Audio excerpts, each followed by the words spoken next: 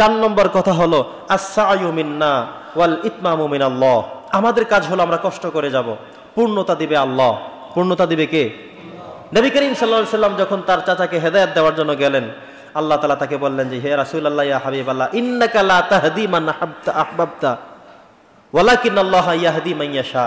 আপনি যাকে দাওয়াত দিতে চান, মুসলমান বানিয়ে ফেলতে চান, এটা আপনার কাজ না। ইন্নাকা লা তাহদি মান আহবাবতা, যাকে আপনি ভালোবাসেন তাকে আপনি হেদায়েত দিতে পারবেন না। ওয়ালাকিন্নাল্লাহ, বরং আল্লাহ সুবহানাহু ওয়া তাআলা ইয়াহদি মান ইয়াশা, তিনি যাকে চান তাকে তিনি হেদায়েত দান করেন। প্রিয় উপস্থিতি, তো আমাদের কাজ হলো আস-সা'য়ু মিন্না ওয়াল ইতমামু মিনাল্লাহ। আমাদের কাজ হলো আমরা কষ্ট করে যাব, চেষ্টা করে যাব, পূর্ণতা আসবে আল্লাহর থেকে। আপনি একজন মানুষের কাছে দাওয়াত দিতে থাকেন, বলতে থাকেন, মসজিদে আসার কথা বলতে থাকেন, আপনার কষ্ট আপনি করেন, কিন্তু মনে রাখতে হবে, বিশ্বাস রাখতে হবে, কবুল করার মালিক শুধু আল্লাহ। কবুল করার মালিক শুধুই আল্লাহ। আপনার কাজ দাওয়াত দেওয়া। তাবলীগের ভাইয়েরা বারবার যান দাওয়াত দেন, সাংগঠনিক ভাইয়েরা বারবার যান দাওয়াত দেন, বিভিন্ন জায়গা থেকে, বিভিন্ন সংগঠন থেকে, বিভিন্ন ইসলামিক সোর্স থেকে এভাবে করে করে মানুষের কাছে যাওয়া হচ্ছে, দাওয়াত দেওয়া হচ্ছে, আহ্বান জানানো হচ্ছে, নামাজের কথা বলা হচ্ছে। দেখা যায় যে নিরাশ হয়ে যাওয়া হচ্ছে।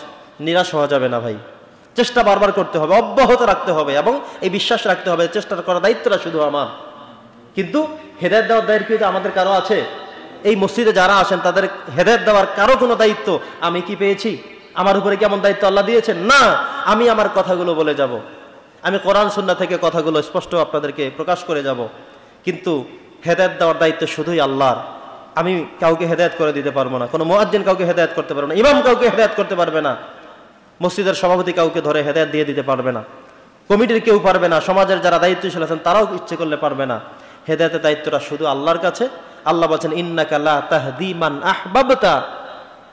আল্লাহ বলছেন তোমরা যাকে ভালোবাসো, কাউকে ইচ্ছে করো, হেদায়েত দিতে পারবে না, কারণ ওয়ালাকিন্নাল্লাহা ইয়াহদি মান ইয়াশা, আল্লাহ তাআলা যাকে চান তাকে তিনি হেদায়েত দিতে পারেন, শুধু এটা তার দায়িত্ব।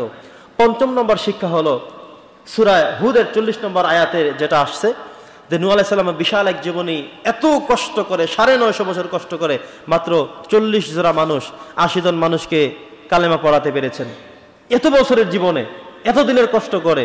তো আমাদের সমাজে দেখবেন কোন কোন বক্তার এক ওয়াজে 8-10 জন মানুষ গিয়ে, হিন্দু গিয়ে, বিধর্মী গিয়ে মুসলিম হয়ে গেল। আবার এমন আছেন যারা সারা জীবন ওয়াজ করেছেন কিন্তু কোনো মুসলমান হয় না, কোনো ফলোয়ার বাড়ে না। এমন কেউ আছেন যিনি ওয়াজ করলে মাঠে ময়দানে জায়গা দেওয়া যায় না, আছে না এমন মানুষ? আছে, আছে। এমন মানুষ আছেন যাকে দাওয়াত দিলে, যে বক্তা আসলে মাঠে তিল রাখার কোনো জায়গা থাকে না, মাঠ পুরো কানায় কানায় ভরপুর হয়ে যায়। আবার এমন বক্তা আছে যিনি তার চাইতে সুন্দর কথা বললেও মানুষ তার কথা শুনতে আসে না। তার মানে হলো এটা পৃথিবীর কারো ক্রেডিট না, এটা করে দেন শুধুমাত্র আল্লাহ। এটা করে দেন কে? জোরে বলেন। কোন বক্তা যদি চায় যে আমি এভাবে ওয়াজ করে সব মানুষকে একত্রিত করে ফেলবো, এটা তার দায়িত্ব না।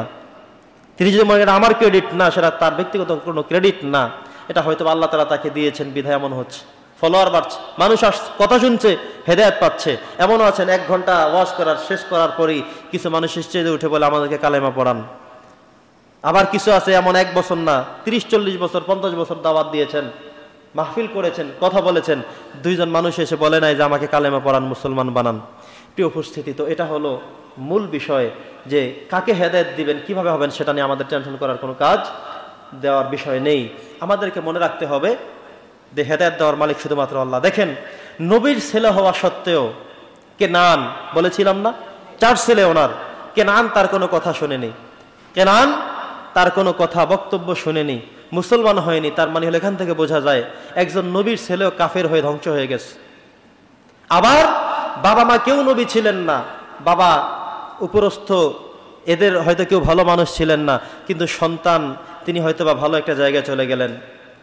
আমরা ফেরাউনের কথা শুনেছি, ফেরাউন তো ছিল কাফের, কিন্তু তার স্ত্রী ছিল আসিয়া, তিনি কিন্তু জান্নাতি মানুষ।